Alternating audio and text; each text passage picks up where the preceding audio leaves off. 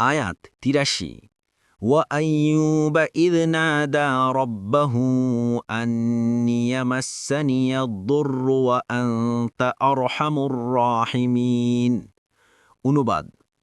আর স্মরণ করুন আইয়ুবকে, যখন তিনি তার রবকে ডেকে বলেছিলেন, আমি তো দুঃখী কষ্টে করেছি, আর আপনি তো সর্বশ্রেষ্ঠ দয়ালু। তাফসির। ১।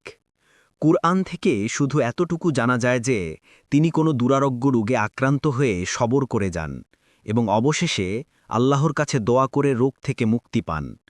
এই অসুস্থতার দিনগুলোতে তার সন্তান সন্ততি বন্ধুবান্ধব সবই উধাও হয়ে গিয়েছিল। এরপর আল্লাহ তাআলা তাকে সুস্থতা দান করেন।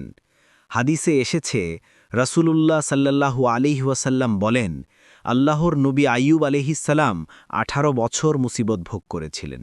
অবস্থা এমন হয়ে গিয়েছিল যে তাকে তার ভাই বন্ধু বান্ধবদের মাঝে দুজন ব্যতীত সবাই ত্যাগ করে চলে গিয়েছিল। এই দুজন সকাল বিকাল তার কাছে আসত। তাদের একজন অপরজনকে বলল, জেনে নাও, আল্লাহর শপথ, অবশ্যই আইয়ুব এমন কোনো গুনাহ করেছে যার মতো গুনাহ সৃষ্টি জগতের কেউ করেনি।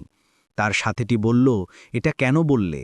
জবাবে সে বলল, ১৮ বছর থেকে সে এমন কঠিন রোগে ভুগছে, অথচ আল্লাহ তার প্রতি দয়াপরবশ হয়ে তাকে তা থেকে মুক্তি দিচ্ছে না।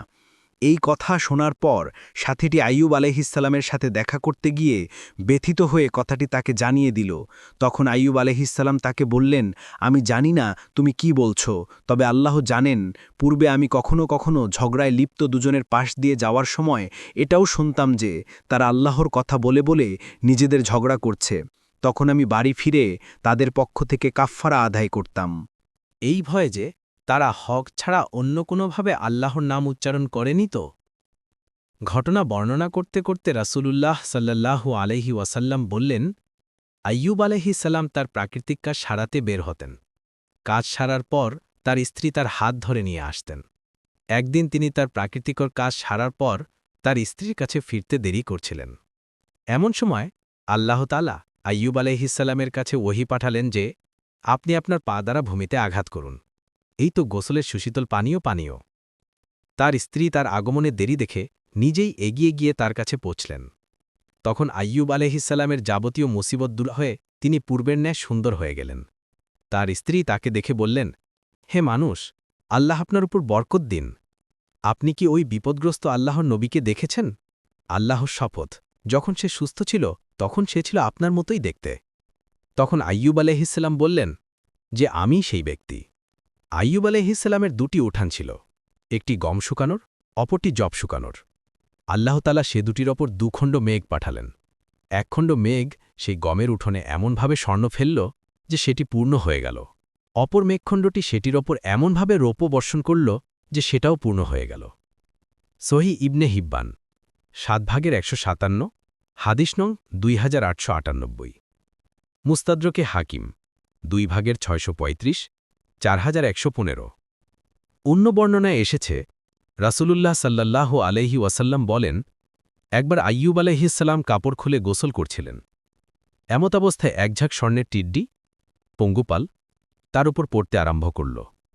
তিনি সেগুলো মুঠি মুঠি তার কাপড়ে জমা করছিলেন।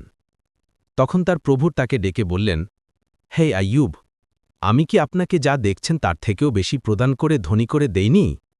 উত্তরে আইয়ুব আলাইহিসসালাম বললেন, অবশ্যই হে প্রভু, তবে আপনার দেয়া বরকত থেকে আমি কখনো অমুখাপেক্ষী হব না। বুখারী ৩৩৯১, ২৭৯। এছাড়া আইয়ুব আলাইহিসসালাম সংক্রান্ত আরও কিছু কাহিনী বিভিন্ন ঐতিহাসিক বর্ণনাসমূহে এসেছে, কিন্তু সেগুলো খুব বেশি গ্রহণযোগ্য বিবেচিত হয়নি বিধায় এখানে উল্লেখ করা গেল না। ২ নং ফুটনোটের বিবরণ। দোয়ার ধরন অত্যন্ত পবিত্র, সূক্ষ্ম ও নমনীয়। সংক্ষিপ্ত বাক্যের মাধ্যমে নিজের কষ্টের কথা বলে যাচ্ছেন এবং এরপরেই কথা বলেই থেমে যাচ্ছেন, আপনি করুণাকারীদের মধ্যে সর্বশ্রেষ্ঠ। পরে কোনো অভিযোগ ও নালিশ নেই, কোনো জিনিসের দাবি নেই। তাতেই আল্লাহ খুশি হয়ে তার দোয়া কবুল করলেন। পরবর্তী আয়াতে দোয়া কবুল হওয়ার ঘোষণা দেয়া হয়েছে। দেখুন ফাথুল কাদির